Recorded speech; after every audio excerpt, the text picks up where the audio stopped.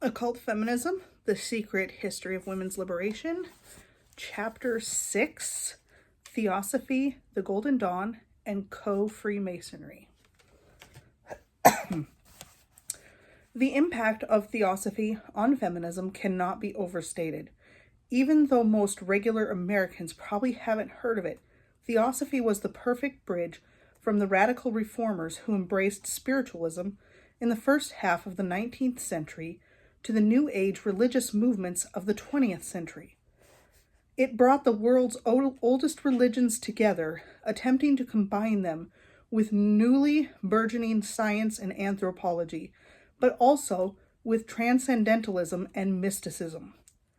If you could create a religion specifically for feminists at the turn of the century, Theosophy would be the perfect recipe. Even today, almost 150 years later, women all over the West embrace at least parts of Theosophy, perhaps without even realizing it. Things like tarot cards, astrology, horoscopes, and all sorts of New Age phrases and trends such as yoga, vegetarian and vegan diets, or sending good vibes to your friends are concepts that can be attributed to Theosophy, bringing those things from places like India and Tibet to the New World. Theosophy was very popular with men as well, but it was particularly alluring to women. It was founded by a woman, and it gave equal standing to both men and women. The Theosophical Society had many prominent female leaders, and it claimed to teach its adherents to develop their psychic abilities and innate intuitions, characteristics that were considered naturally stronger in women due to their sensitivity and emotionality. It offered women of the time a sense of personal power and importance that many did not get from the Christianity which dominated the West at the time. Theosophy was no fringe movement. It had several famous and influential devotees such as Thomas Edison, the famous psychic Edgar Cayce, author of The Wizard of Oz, L. Frank Baum, and Nobel Prize winning author William Butler Yeats, who were all official members. Mohandas Gandhi was closely acquainted with Madame Blavatsky herself and her protege Annie Besant. He detailed meeting them and reading their books in his autobiography. Others, such as Albert Einstein, Leo Tolstoy, and H.P. Lovecraft, were not members, but read theosophical literature and mentioned its influence in their lives. Due to the heavy influence of the Hindu, India was very important in Theosophy, with many of its leaders and members traveling and living there for periods of their lives. The Theosophical Society and its affiliates built schools there. I found many more connections between second-wave feminists and India as well, which I will discuss later. Theosophy hoped to rediscover ancient wisdom which they believed was hidden in India, and at the time of early Theosophy, India was a British territory as well, making it easy for Westerners to travel there. Many Theosophists of the Victorian era tried to combine the Christianity they knew growing up with Theosophy.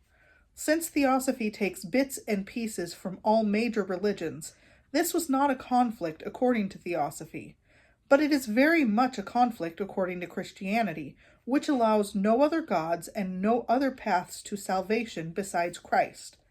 Here, once again, we run into the common theme of attempting to turn Christ into just one of many teachers rather than the sole salvation of mankind. In this regard, I would imagine that many women who found themselves interested in women's liberation and other progressive causes, like animal welfare, would see in Theosophy a way to delve into the esoteric, while keeping one foot in Christian culture, just enough to not feel ostracized by their friends and family. Theosophy was packaged in a way that made people feel like they could have it all at once, like a buffet that allowed a person to combine whatever elements of scientism, philosophy, and religion which appealed to them and create their own personal belief system to suit their whims. Since Theosophy relies heavily on personal revelation, Through the development of one's own psychic powers and mystical abilities, each person is the ultimate authority of religious truth.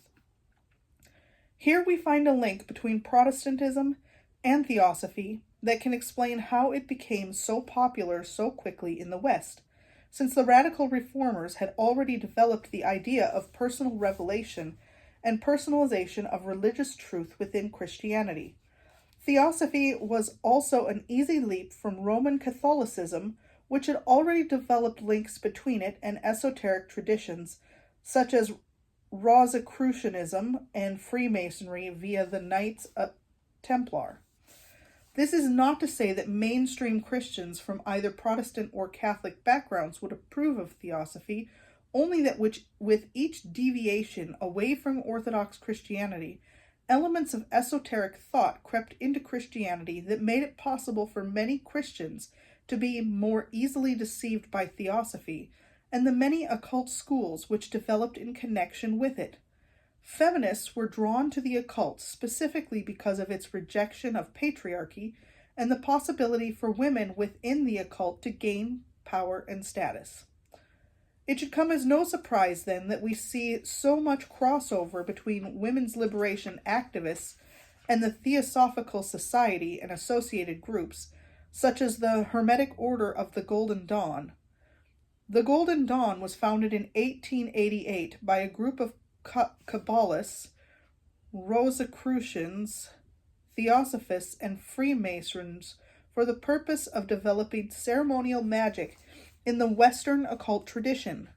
There was also much crossover between members of the Golden Dawn and members of the Theosophical Society, which were the two most prominent occult organizations of the late 19th and early 20th centuries.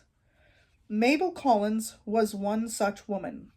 Born Minna Collins in England in 1951, she married a wealthy stockbroker named Kenningale Cook when she was 20 years old. Together, both published articles and poems in the magazine Woman. Collins was a practicing spirit medium during the 1870s as well.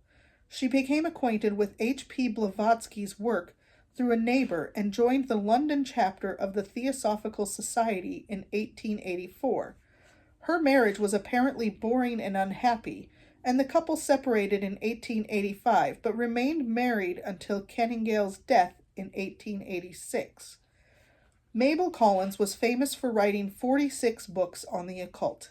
Collins claimed that her books were written through her by a mysterious entity, either through trance, dictation, or out-of-body experience. She met with Blavatsky a few times in London in the mid-1880s, and initially, Blavatsky was a supporter of her work, claiming to recognize the entity who inspired her first two books, The Idyll of the White Lotus and Light on the Path, as Master Hilarion, who Blavatsky said was one of her adepts. In 1887, Blavatsky moved in with Collins temporarily, and the two began to publish a monthly journal called Lucifer. For 2 years, the two produced Lucifer together and brought occult magic, esoteric science, Freemasonry, Far East religion, Kabbalah, astrology, feminism, and other related topics to the West. At some point in 1889, the two had a falling out. Blavatsky moved out, and Collins resigned as editor of Lucifer. Shortly after, there was a very public spat between the two as to the true author of Collins' books. Collins wrote a letter to a rival of Blavatsky's claiming that Blavatsky had begged and implored her to claim the writings were divinely inspired by one of Blavatsky's masters, when in fact Collins claims she memorized the writings during astral travel and was unaware of its true author. This is just one of many examples of Blavatsky being accused of forgery or fraud by someone she worked with. Collins was asked to leave the Theosophical Society in 1889. Blavatsky had accused Collins of having affairs with members, as well as practicing tantric black magic. Later that year, Collins brought a libel suit against Blavatsky, but abandoned it due to a mental breakdown, withdrawing from the public eye. Collins is remembered as a hero of feminism in the Victorian era and one of the most prolific esoteric writers of the period.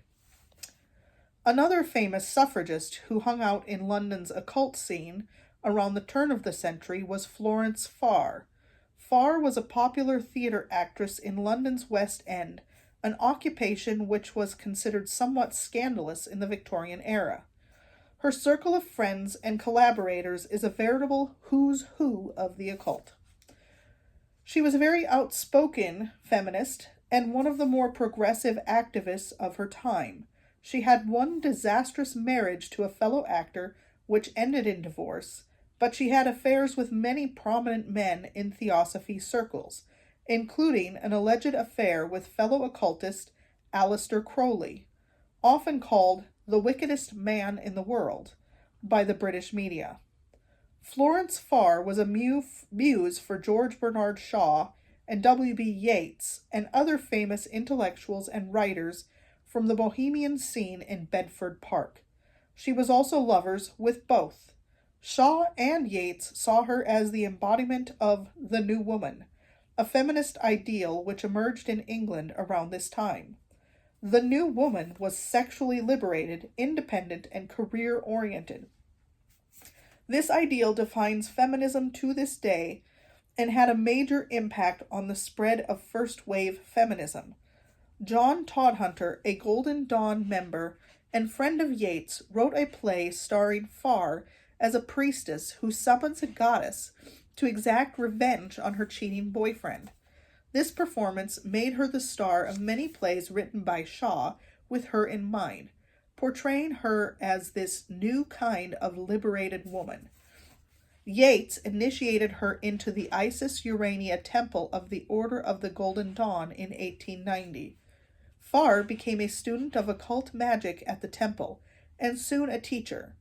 She instructed students in developing ritual magic skills such as scrying, tarot card reading, Enochian magic, invocation, and evocation. Farr also wrote instructional documents for the Golden Dawn called Flying Rolls.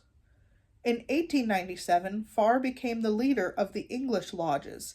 She also created a secret society within the Isis Urania Lodge called the Sphere Group. Farr was revered within the order for supposedly being able to summon the god Taftharath, also known as the demon of Mercury. She left the Golden Dawn in 1902 after infighting with other leaders and joined the Theosophical Society.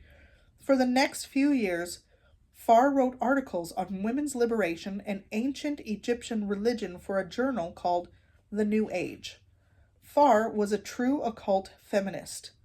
For her, women's liberation was about much more than passing suffrage and divorce laws. It was a spiritual liberation. In 1907, she wrote an article for New Age advocating that prostitution not only be made legal, but should be treated as a sacred right. Ancient Egyptians, ancient Hindus agreed that the vagaries of nature must be obeyed, and certain women trained as dancers were dedicated to the gods and their worshippers. In their temples, prostitution was a sacred institution. The Hindu, for instance, considers that woman is part of the immortal mother of life herself, and that to unite a woman with a woman is to clasp the universe in your arms and taste the ecstasy of being.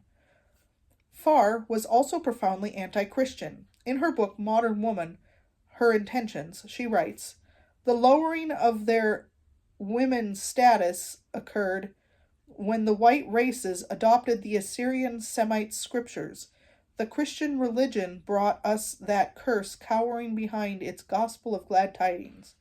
She was no fan of Islam or Judaism either, going on to say, "Women have a very long score to settle with the Jews and the Mohammedans." In this book, she also advocates for eugenics and sterilization. Florence Farr moved to India in 1912 to teach at a women's college. There, she died of cancer at the age of 56 and received a Hindu burial. It's fascinating to me personally that such a famous, well-connected woman who was a prolific writer on women's liberation was an occult priestess known for her ability to summon powerful demons, and nobody talks about it. However, just as in the case of the fraudster medium Victoria Woodhull, it seems sensible if you were trying to convince mainstream Western women to adopt feminism, you probably want to leave things like demon summoning out of the story of feminist heroes. Another titan of Theosophy was Annie Besant. Annie was probably the most important feminist to carry on the work of Blavatsky after her death in 1891. Born Annie Wood, she married Frank Besant when she was 20 years old. The couple had a son and daughter together. As she put it in her autobiography, the couple were an ill-matched pair, with Annie being more progressive politically and more Catholic-leaning, while Frank was more conservative and a vicar in the Anglican Church. Only a few years into the marriage, Annie began to question the divinity of Christ and soon rejected the faith, refusing to take communion in her husband's church. Annie had also begun to write books and articles which earned a small sum, and she was unhappy with her husband having control over the household finances. She saw Frank's income as belonging to the family, but her income as belonging to herself.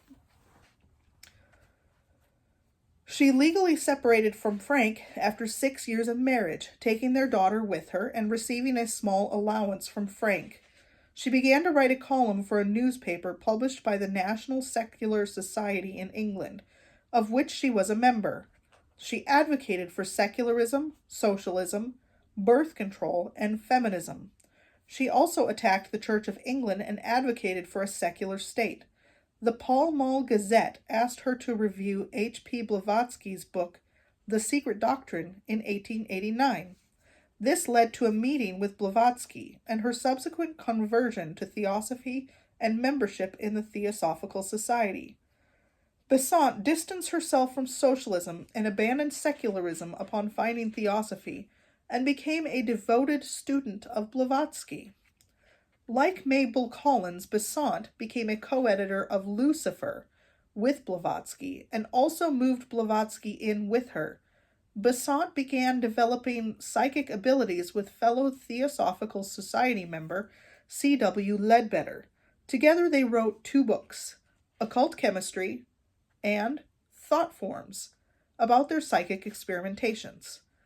Upon Blavatsky's death just 2 years later, Besant soon became one of the most well-known advocates of Theosophy and represented it at the Chicago World Fair in 1893. Shortly after that, she took her first trip to India, which she considered to be her homeland, believing that she had lived there in past lives. The American Theosophical Society split off from the branch now being run by Besant and Henry Steele Olcott, and Annie moved permanently to India with Olcott, where they embarked on a speaking tour together. Besant immersed herself in Hindu study and culture. In 1898, she founded the Central Hindu College and High School for Boys. In 1902, she joined the International Order of Freemasonry for Men and Women, Le Droit Humain, seeing Freemasonry as a natural extension of her occult studies in Theosophy. Annie opened the first lodge of international mixed masonry, Le Droit Humain. This particular Masonic order is globalist rather than local, and uses the Scottish Rite, and Besant eventually became the Grand Commander of the order, helping to grow its membership worldwide. In 1906, Besant's friend C.W. Ledbetter resigned from the Theosophical Society after controversy erupted when it was learned he had been teaching some boys approaching puberty under his spiritual guidance about masturbation as well as committing sexual acts with them. Besant remained his friend, and in 1907 she became the president of the Theosophical Society, Adyar, the main chapter headquartered in India, when Olcott died. Ledbetter was readmitted to the Theosophical Society under Besant the following year. In 1909, Ledbetter discovered a 12-year-old Indian boy named Jiddu Krishnamurti, who he believed was destined to be a world teacher. and vehicle for an advanced spiritual entity which would prepare humanity for higher evolution, called Lord Maitreya. Ledbetter said he was struck by the boy's beautiful aura and took him under his wing. Besant agreed the boy could be prepared to take on the spirit of Maitreya, who she believed was living in the remote Himalayas in a physical body too delicate to be exposed to the volatile human world. Besant also believed that Jesus of Nazareth had been trained for the same purpose by the Essenes, and had allowed the Maitreya entity to overtake his physical body. Besant agreed with Ledbetter that Krishnamurti should be trained to be a similar holy vessel for another incarnation. Besant enrolled him in her esoteric school for boys, and legally adopted Krishnamurti in 1910 with the permission of the child's father. Yes, you read that correctly. An accused pedophile and his female occultist friend adopted a 12-year-old Indian boy so they could prepare him to be the human vessel for a spirit they believed was a sort of messiah, and the boy's father agreed to this for some reason. Besant and Ledbetter began grooming him for his future by creating an international organization called the Order of the Star in the East. This organization was pretty much a cult created in order to exalt Krishnamurti as the new incarnation of Maitreya, and gained over 15,000 members worldwide in just 2 years. Followers pledged to prepare for the coming of the great teacher, who would soon appear to them when Krishnamurti was ready to be possessed by him. This cult was referred to as the OSE, lasted for over a decade, amassing 43,000 members worldwide, some of whom were considerably wealthy. It had a publishing company called Star Publishing Trust, which produced propaganda publications to help solicit donations and grow membership, reaching 21 countries in 14 languages. Around this time, some high-ranking members of the society had begun declaring themselves as chosen apostles of the coming teacher. The World Teacher Project, as it was also known, began gaining media coverage around the world, and in 1927, Annie Besant announced, "The World Teacher is here." And many expected Krishnamurti to assert himself as Messiah. The OSE purchased land in Ojai, California, to be used to start a small-scale breakaway civilization that would serve as a template for the rest of the world and would be led by the World Teacher. The cult's name was changed to Order of the Star to reflect this new period of enlightenment. But Krishnamurti had become disillusioned with the role he was expected to fulfill, and with Theosophy in general. In 1929, he gave a speech in which disbanded the Order of the Star and rejected his role as vehicle for the Maitreya. Soon after, he left the Theosophical Society altogether. Krishnamurti remained close to Besant for the remainder of her life, saying she was the only sincere one involved in the fiasco he had experienced with the Theosophical Society. According to Krishnamurti's biographer, Mary Lutyens, when asked about Ledbetter in the 1970s, he said, "Only Ledbetter was evil," and refused to discuss the matter any further. Besant died in India 2 years later. We can't end our chapter on feminists in Theosophy without mentioning Alice Bailey, who has a lot in common with Annie Besant and built on her work. Alice Bailey is often called the mother of the New Age. Alice was born in England in 1880 and ended up traveling to India as a young woman to do Christian missionary work. There she met Walter Evans, and the two married and moved to California, where Walter was ordained as an Episcopal minister. The couple had 3 daughters before Alice demanded a separation in 1915. Alice found work in a sardine cannery and discovered Theosophy the same year. She joined the Theosophical Society and is listed as one of the founding members of the Pacific Grove Lodge on its charter as Alice Ann Evans. A few years later, she moved to the headquarters of the American section of the Adyar Society at Crotona Theosophy Colony in Hollywood, California, where she worked in the vegetarian cafeteria. There, she met Foster Bailey, a 33rd degree Freemason and the National Secretary of the Theosophical Society. The two were expelled from Crotona in 1920 for pushing their own teachings and vision, which the leadership there did not appreciate. The pair moved to New York and married in 1921. The following year, they refounded the Lucifer Publishing Company. Remember, to occult feminists, Lucifer is a liberator and a good guy, not a villain. However, due to concerns about public perception and potential confusion with the Theosophy journal of the same name, they soon changed a few years later to Lucas Publishing Company. Initially, the main goal of the company was to publish Alice and Foster's many books. Later, the company would expand to become the Lucius Trust, which still exists today. Most of Alice Bailey's writings are not explicitly feminist in nature, but focus on the usual occult and esoteric teachings. Neoplatonist metaphysics, cosmology, meditation, psychic healing, magic ritual, etc. Like other theosophists, she wrote 24 books, many of which she says were telepathically dictated to her by a spiritual master she called the Tibetan, or DK, or Dwal Kul. Bailey also sought to usher in the dawning of a new global consciousness, and in 1923 opened the Arcane School, which was a center for esoteric study and instruction. Like Besant, Bailey believed that the person of Jesus of Nazareth was a psychic vessel of sorts for an ascended master whom she called the Christ. But don't confuse this with Christianity. Bailey's teachings are anything but Christian. She was talking about the same entity as Besant, but called it a different name. Bailey did not believe in the authenticity of the Bible or the Trinity.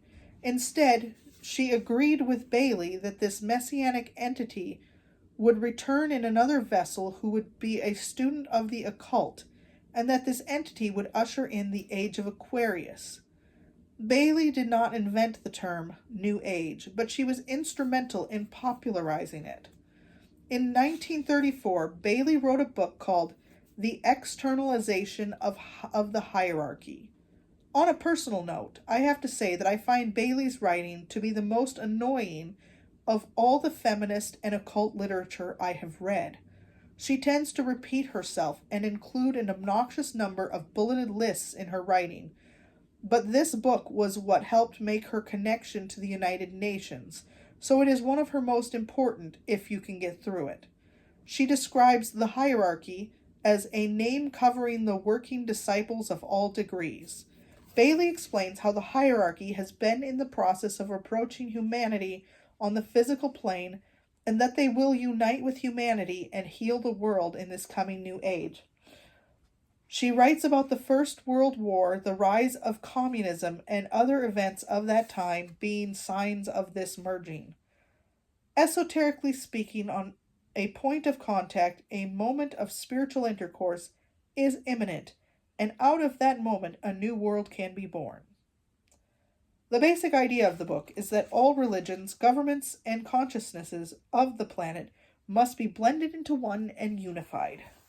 This reflects once again the monism we see sprinkled throughout many of the occult groups covered in this book. When the United Nations was founded in 1942, Alice Bailey saw a chance for her ideas to become reality. She immediately supported the UN and called for a new world order, which has resulted in many false conspiracy theories and exaggerations about her online. This is a shame because there is enough room to criticize and condemn her teachings without the need to fabricate anything. What is true is that Alice Bailey had a tremendous influence on the UN from its inception. Most people are not aware that there is indeed a spiritual, esoteric element to the UN. Alice Bailey's organization, World Goodwill, is a UN NGO, non-governmental organization, and the UN Spiritual Caucus is filled with Bailey followers. Alice Bailey wrote a New Age occult mantra called The Great Invocation, which was read on a live radio broadcast from the UN building in New York by Eleanor Roosevelt and is still used by New Age groups around the world, especially in group meditation. UN Assistant Secretary General Robert Mueller is a student of Bailey's work, and in 1989 he won a UNESCO Peace Education Prize for his World Core curriculum, which was loosely based on Bailey's education in the New Age. Mueller also wrote for Bailey's publication, The Beacon, and addressed students at her arcane school. The UN Spiritual Caucus itself is a bizarre coalition of New Age religious groups which says on its webpage that it seeks to support the aims of the United Nations and to balance and strengthen the endeavors of the UN system and its affiliates with inner reflection and stillness. We meet from September to June at the UN headquarters to spend time together in silent reflection, share our insights, and explore ways of using this inner focus to serve the highest potential of the UN. Groups included in the caucus are at least two directly related to Bailey, the World Goodwill and Findhorn Foundation, but there are several others, all esoteric New Age groups who advocate vegetarianism/veganism, collectivism, and the combining of all world religions into one. I think most people would be quite surprised to know that the United Nations expressly promotes an esoteric New Age agenda which seeks to eliminate the individual religions of the world, including Christianity, in order to create a one-world New Age religion based on the occult theosophical teachings of Alice Bailey. Remember, these are teachings Bailey says were telepathically communicated to her from an otherworldly entity, and they include teachings that most regular Americans would find very controversial, such as psychic healing, astrology, astral travel, and even ideas that the planets are living entities.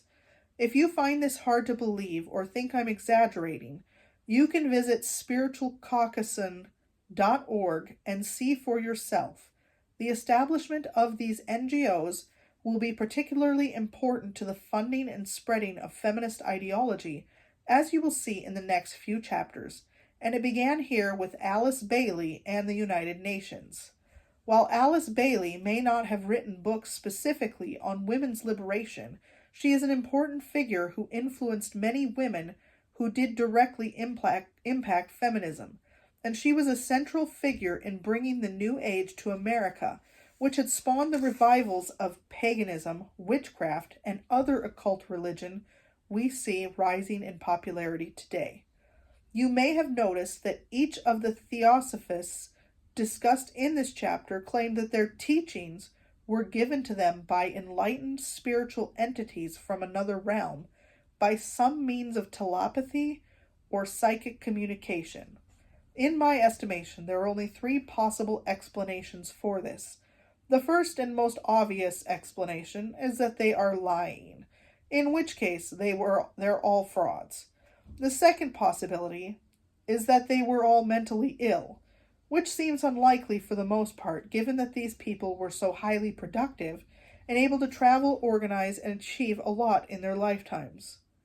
There is also no suggestion from those around them that they were obviously suffering psychosis or hallucinating these experiences, and that wouldn't explain all of these women believing in the same things.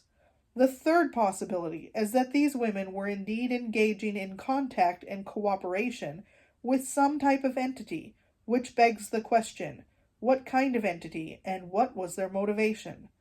I certainly wouldn't be the first to suggest that these were likely demonic entities. In 1 Timothy 4:1, the Bible says, "Now the Spirit speaketh expressly that in the latter times some shall depart from the faith, giving heed to seducing spirits and doctrines of devils, speaking lies and hypocrisy, having their conscience seared with a hot iron, forbidding to marry, and commanding to abstain from meats which God hath created to be received with thanksgiving of them which believe and know the truth." I will leave it up to you to decide if this is a reference to Theosophy and New Age teaching. Whatever the explanation for the psychic transmission of the writings of Theosophists at the forefront of the women's liberation cause, none of them reflect well upon these writers now in the modern day. All three explanations instantly discredit them, so feminist academics either conveniently ignore these women's claims of automatic writing or intentionally obscure them. As I stated before, the primary goal of feminists in academia is to paint all their heroes as brilliant, courageous, and most of all, credible. Any truth-telling about the frauds and forgeries of the spiritualist medium suffragettes, or the claims of divinely inspired telepathic writings of theosophists, would undermine or even destroy the credibility of first-wave feminism, which is exactly why I detailed them at length in this book. Feminist academics have been the gatekeepers of the history of women's liberation for half a century now, and they have buried most of this information because nothing would be more embarrassing to them than the public realizing that the women they have made into idols were either liars, frauds, or messengers of the demonic. If the whole truth was told, the public might dismiss feminist ideology as the work of con artists rather than warriors for justice, and donations and funding for the many women's studies departments at major universities might dry up. So most students of these women's studies programs are told some version of history which does not include insider trading, fake cancer cures, summoning demons, telepathy, or cults.